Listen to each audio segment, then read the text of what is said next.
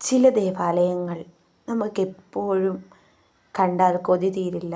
നമുക്ക് വീണ്ടും വീണ്ടും കാണാൻ തോന്നും. അങ്ങനെ ഒരു ദേവാലയമാണ് കേട്ടോ ഇത്. ഇതെവിടെയാണെന്ന് നിങ്ങൾക്കൊക്കെ അറിയാം. എന്നാലും ഞാൻ പറയാം കേട്ടോ. ഇഷ്ടപ്പെട്ടാൽ കൂടെ കൂടണേ. ഈ ദേവാലയം സ്ഥിതി ചെയ്യുന്നത് തിരുവനന്തപുരം ജില്ലയിലെ നാലാഞ്ചിറയിലാണ്. ഇത് സബ്സ്ക്രൈബ് ചെയ്ത് കാണൂ. ഇഷ്ടപ്പെട്ടാൽ കൂടെ കൂടണേ.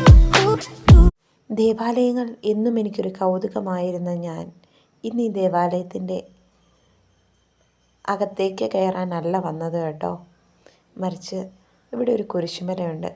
അതെ, ഞാൻ ഈ ദേവാലയത്തിലെ കുരിശുമല കാണാൻ വേണ്ടിയാണ് വന്നത്. പണ്ട് അമ്മയുടെ കയ്യും പിടിച്ച് ദേവാലയത്തിൽ പോകാൻ തുടങ്ങിയ ഞാൻ ഇന്നിപ്പോൾ വരെയും എനിക്ക് ദേവാലയങ്ങളിൽ പോകാൻ അത്രയും ഇഷ്ടമാണ്. പണ്ട് ഞങ്ങളുടെ ദേവാലയത്തിൽ 9:30-ക്കായിരുന്നു ശുശ്രൂഷ.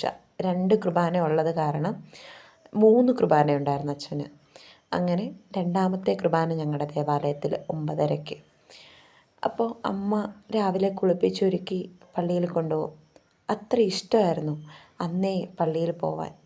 പിന്നീടൊരു സമയം കഴിഞ്ഞപ്പോൾ സിസ്റ്റർമാരുടെയൊക്കെ കൂടെ അൾത്താരയിൽ കയറാൻ തുടങ്ങി. അൾത്താരയിൽ കയറുന്നതെന്ന് പറഞ്ഞാൽ പൂ വയ്ക്കാനൊക്കെ മാത്രമാണ് കേട്ടോ, അല്ലാതെ ഗേൾസിന് അൾത്താരയിൽ കയറാൻ പറ്റത്തില്ല. അപ്പോൾ എനിക്ക് അത്ര ഇഷ്ടമായിരുന്നു അൾത്താരയിൽ കയറാനും മാതാവിനും അൾത്താര ഒരുക്കാനും ഹോൾട്ടർ ഒരുക്കാൻ വേണ്ടി എനിക്കിഷ്ടമായിരുന്നു. മറ്റേ പൂവൊക്കെ വെച്ച് സിസ്റ്റർമാരുടെ കൂടെ പോയിട്ട് ഫ്ലവേഴ്സൊക്കെ വാങ്ങിക്കാൻ വേണ്ടിയിട്ട് ഞാൻ പോവായിരുന്നു. മാതാവിൻ്റെയൊക്കെ മുമ്പിൽ ഗ്രോട്ടയൊക്കെ ഒരുക്കാൻ പോവായിരുന്നു. അതൊക്കെ എൻ്റെ ഒരു ജോലിയായിരുന്നു. മിക്കവാറും എല്ലാ ദിവസങ്ങളും പള്ളിയിൽ തന്നെ ഞാനായിരുന്നു. സ്കൂളിൽ പോകും, പോയിട്ട് തിരിച്ച് വരുമ്പം ആ സമയത്തൊന്നും ഞങ്ങൾക്ക് എല്ലാ ദിവസവും കുർബാനയില്ല. എല്ലാ ഞായറാഴ്ചയും ശനിയാഴ്ച ദിവസം വൈകുന്നേരങ്ങളിലൊക്കെ പോകാൻ പറ്റുന്ന സമയങ്ങളിലൊക്കെ ഞാൻ പോകുമായിരുന്നു കേട്ടോ. അങ്ങനെ പോകാൻ ഇഷ്ടമുള്ളവരുണ്ടോ? ദാ ഫ്രാൻസിസ് അസീസിയും യൂദാപ്പച്ചനും ഗീബറീസകതായും എല്ലാം ഒന്നിച്ച് നിന്ന്, എടി പെണ്ണേ, നീ ഞങ്ങളോടും കൂടെ പ്രാർത്ഥിച്ചിട്ട് പോ, ഞങ്ങൾ നിൻ്റെ യേശുപ്പായോട് പറയാമെന്ന് പറയുന്നുണ്ട് കേട്ടോ.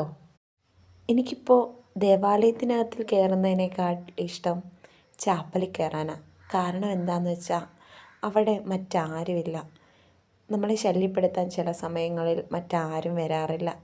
അപ്പോൾ ഞാനും എൻ്റെ യേശുവും നമ്മൾ തന്നെ സംസാരിക്കുമ്പോൾ ഒറ്റയ്ക്ക് കതകടച്ചിരുന്ന് നിലവിളിച്ച് പ്രാർത്ഥിച്ചാൽ യേശു കേൾക്കില്ലേ? അങ്ങനെ അനുഭവമുള്ളവരുണ്ടോ? ഞാനത് ചെന്ന് തള്ളിയപ്പോൾ എനിക്കതിനകത്ത് കയറാൻ പറ്റുന്നില്ലായിരുന്നു. അകത്താരോ ഉണ്ടായിരുന്നൊരു പിന്നെ അതിനകത്തിൽ കയറി കേട്ടോ. അതിനകത്ത് കയറിയപ്പോൾ ഒരു കുട്ടി അതിനകത്തുണ്ടായിരുന്നു. കുറച്ച് നേരം അത് അവിടെ ഇരുന്ന് പ്രാർത്ഥിച്ചതിന് ശേഷം അതെവിടെയോ എക്സാമിനെന്തോ പോയി. ഞാൻ പിന്നെ കുറേ സമയം ആ സക്രാരിയിൽ വെച്ചിരിക്കുന്ന യേശുവിൽ, ആ അപ്പത്തിൽ ഞാൻ പല രൂപങ്ങൾ കണ്ടിട്ടുണ്ട്. മിക്ക സമയങ്ങളിലും അതിൽ ഞാൻ മാതാവിൻ്റെ രൂപം കാണാൻ എനിക്കിടയായിട്ടുണ്ട് കേട്ടോ. അങ്ങനെ പ്രാർത്ഥനയൊക്കെ കഴിഞ്ഞിട്ട് എൻ്റെ മുഖത്തെ ആ ഒരു സന്തോഷം കണ്ടോ നിങ്ങൾ? നമ്മൾ ഒറ്റയ്ക്ക് ഇരുന്ന് പ്രാർത്ഥിക്കുമ്പോൾ നമുക്ക് വല്ലാത്തൊരു സന്തോഷമല്ലേ? അങ്ങനെ അവിടെ നിന്ന് ഇറങ്ങിയിട്ട് കുരിശുമലയുടെ മുകളിലോട്ട് കയറി. ആ മുകളിലോട്ട് കയറുന്ന ആ ഭാഗം ചെറിയൊരു ഇടനാഴിയാണ്. കാണാനൊക്കെ കൊള്ളാം കേട്ടോ, എനിക്കിഷ്ടപ്പെട്ടു. നേരത്തെ ഒരു തവണ ഞാനിവിടെ വന്നിട്ടുണ്ട്, ഞാനും മോളും അച്ചായുമായിട്ട്. എൻ്റെ പ്രിയപ്പെട്ടവൻ മാതാവ്, അമ്മ മാതാവ് ഏതൊരാഗ്രഹം പറഞ്ഞാലും എനിക്ക് സാധിച്ചു തന്നിട്ടുണ്ട് കേട്ടോ. നിങ്ങൾക്ക് അങ്ങനെ ഒരു അനുഭവമുണ്ടോ? ആർക്കെങ്കിലും ഉള്ളവർ കമൻറ്റ് ചെയ്യണം കേട്ടോ.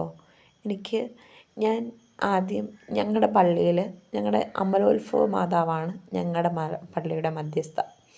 അപ്പോൾ മാതാവിൻ്റെ അടുത്ത് എന്താഗ്രഹം പറഞ്ഞാലും എനിക്കെൻ്റെ മാതാവ് സാധിച്ചു തന്നിട്ടുണ്ട്. ഇപ്പോൾ എൻ്റെ ഇപ്പം ഞാൻ തിരുവനന്തപുരത്താണ് താമസിക്കുന്നത്. അപ്പോൾ എൻ്റെ ഈ വീടിനടുത്ത് ഒരു വേളാങ്കണ്ണി മാതാവുണ്ട്. എനിക്കറിയില്ല, ഞാൻ എന്തൊരാഗ്രഹം പോയി ആ മാതാവിൻ്റെ മുന്നിൽ പോയി കരഞ്ഞ് പ്രാർത്ഥിച്ച, ചുമ്മാ നോർമലി പോയി പ്രാർത്ഥിച്ചാൽ എനിക്ക് മാതാവ് തരത്തില്ല കേട്ടോ. കരഞ്ഞു പോയി പ്രാർത്ഥിച്ചാൽ എനിക്ക് മാതാവ് തരും. അതെന്തായെന്ന് എനിക്കറിയില്ല. മാതാവ് അനുഗ്രഹിക്കുന്നതാണോ?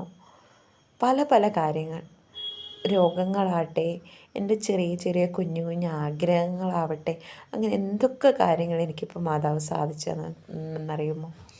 അപ്പോൾ മാതാവിനോട് ഞാൻ ഒത്തിരി താങ്ക്സ്ഫുള്ളാണ്. ആ കുരിശുമലയുടെ ഭംഗി മുഴുവനായി നിങ്ങൾ കാണുന്നുണ്ടോ? പള്ളിയിൽ ലവിൻ്റെ ചിഹ്നമൊക്കെ. മാതാവിനോട് ആർക്കാണ് ഇഷ്ടമില്ലാത്ത?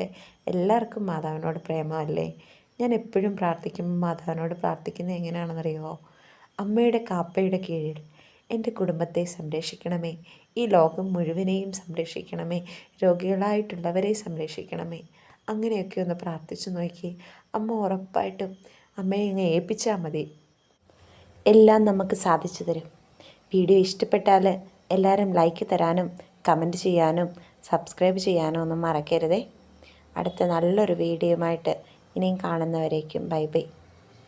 അമ്മയുടെ കാപ്പയുടെ കീഴിൽ എല്ലാവരെയും സംരക്ഷിക്കട്ടെ, എല്ലാവരെയും അനുഗ്രഹിക്കട്ടെ, ഈ ലോകം മുഴുവനെയും സംരക്ഷിക്കട്ടെ.